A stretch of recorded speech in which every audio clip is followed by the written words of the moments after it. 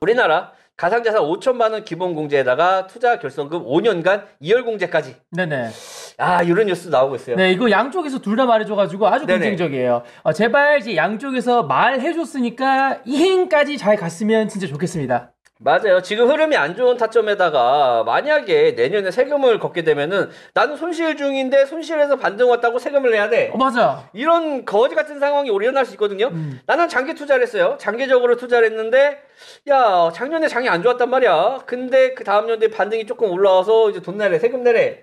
그럼 열받잖아. 그죠. 근데 5년간 이걸 공제 뭐 이런 내용이 나오고 있습니다. 그래서 이제 코인도 어느 정도 자리를 잡고 있는 게 아닐까라는 생각이 조금 들고, 일단은 주식이 지금 폭락을 하면서 타이밍이 좀 안 좋긴 해. 근데 이런 것들이 좀 장이 좋을 때 이런 걸 해준다고 얘기했으면은 조금 좋았을 텐데, 장이 너무 안 좋은데 이제 너네들 연금 대신 주식에다 투자해라고 하면 4011K 주식에다 투자하면 야, 주식 미친 듯이 빠지는데 대한민국 사람들을 지금 도박의 길로 빠뜨리는 거 아니야? 라고 국민들이 약간 생각할 수도 있잖아. 그죠. 장이 이렇게 하는데, 장이 좋을 땐 없었고 장이 안 좋으니까 이제 2월 공제도 해준다 그러고 전환 정책으로 4011K 해준다고 하니까 사실 이거 좀 아리까리할 수 있습니다. 하지만 사실 좋은 건 맞아요. 좋은 건 맞는데, 좋은 건 맞지만 장이 안 좋다. 장이 안 좋아서 이게 좀 타이밍이 인생은 타이밍이거든. 맞아요. 저희가 지금 책이 출판이 안 되고 있죠. 책이 이미 만들어졌습니다. 근데 왜 출판을 안 하고 있느냐? 타이밍. 지금 이렇게 떨어지고 있을 때 책 나와봤자 안 팔립니다. 그렇죠. 네, 타이밍을 보고 있는데 그런 것처럼 타이밍이 좀 애매하긴 해요.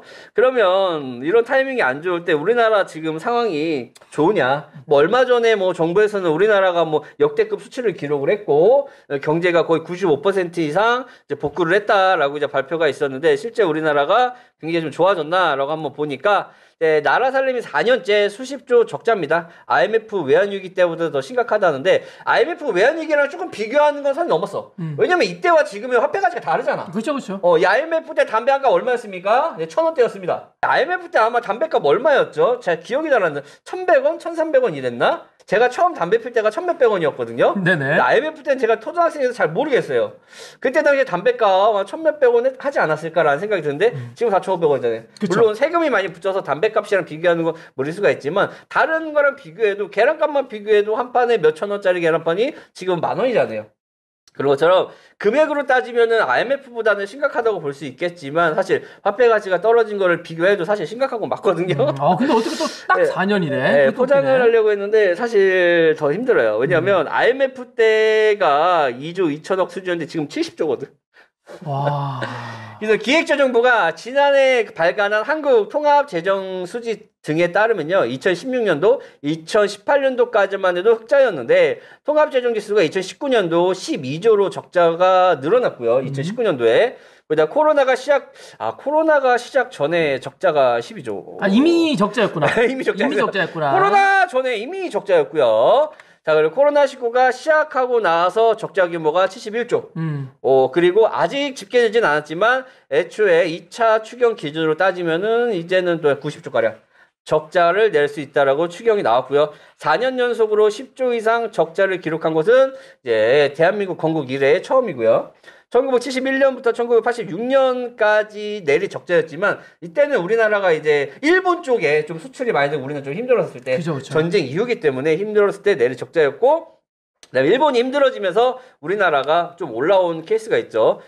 어쨌든 간에 내리 적자였지만 적자 규모는 1조 원 미만이었고, 적자 규모가 가장 컸던 거는 1982년도에 2조 2천억 수준인데, 화폐 가치가 엄청나게 차이가 있기 때문에 이걸로는 사실 기준을 매기긴 애매하죠. 지금의 90조와 이때 당시 2조의 가치, 1980년도 2조의 가치, 사실 뭐 물가랑 이런 걸 계산해 봐야겠지만 사실 이때가 더 힘들지 않았을까라는 생각이 좀 들긴 해요. 그래서 화폐 가치가 그만큼 떨어졌기 때문에 금액으로 따지면은 그럴 수 있지만 실질적으로는 아마 70년대 80년대가 더 힘들었겠죠. 그죠. 힘들었을 거라고 생각을 합니다. 근데 저는 참 모르겠는 게, 이렇게 4년 동안 수십조가 적자가 나고 있는데 왜 이 뉴스에서는 적자라고 저 뉴스에서는 우리나라가 회복되고 이렇게 좋다라고 하는 게 무슨 뉴스를 봐야 될지 참 모르겠어요. 자, 우리가 냉정하게 보면은 수출로 보면은 우리나라가 역대급 수출을 기록을 하고 있습니다. 그럴 수밖에 없는 게, 많은 물품들을 수출하는 것도 맞지만 사실 원가라든지 이런 단가들이 올라가면서 그걸 만들 때 마진율도 굉장히 중요하거든요. 근데 그 마진율이라든지 우리가 수입해오는 물가에 대해서는 계산을 안 넣기 때문에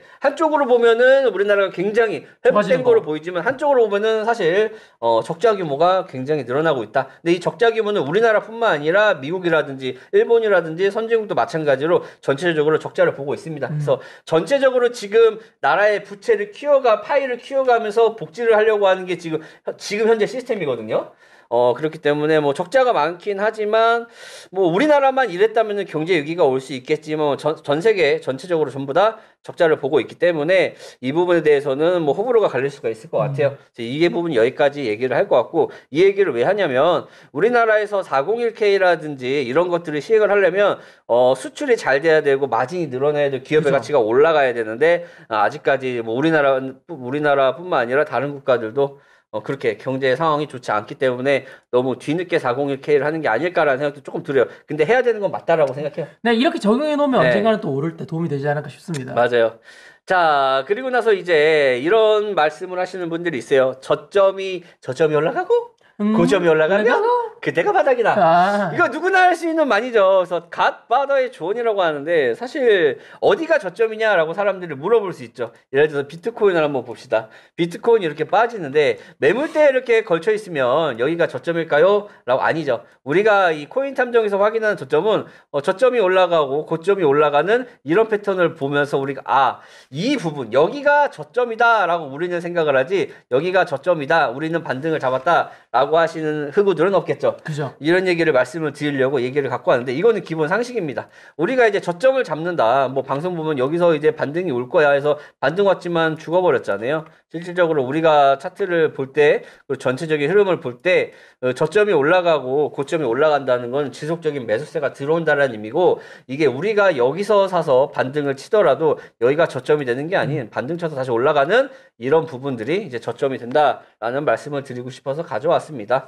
그래서 이제 많은 분들은 나는 발각지에서 사서 이 고점까지 팔 거야 라고 얘기하지만 사실 그 어떤 유명한 트레이더들, 분석가들 그리고 월가에서도 저점을 잡을 수 있는 사람들은 아무도 없었죠. 그렇기 때문에 워렌 버핏 같은 형님은 이제 가치를 보고 투자하라 라고 말씀을 하는 거고 성공한 투자자들의 대부분이 장기적인 가치를 보고 투자한 사람들이 성공하지 않을까라는 생각이 들어요. 그러니까 내가 저점을 잡아서 반등을 먹겠다라고 생각하시는 분들은 사실 길게 보면은 뭐 성공한 케이스들이 별로 없고 아예 추세가 전환됐을 때 매매하신 분들은 이제 성공한 케이스들이 굉장히 많거든요. 그죠. 근데 또 다른 부분에서는 뭐 내가 장기적으로 가겠다 라고 생각하시는 분들은 뭐 여기가 저점이든 아니든 상관이 없죠. 장투하시는 분들은 떨어지더라도 나는 평단가를 낮춰서 분할 매수하기 때문에 상관이 없는데 포지션마다 매매하는 법이 좀 틀릴 수 있다라고 생각해요.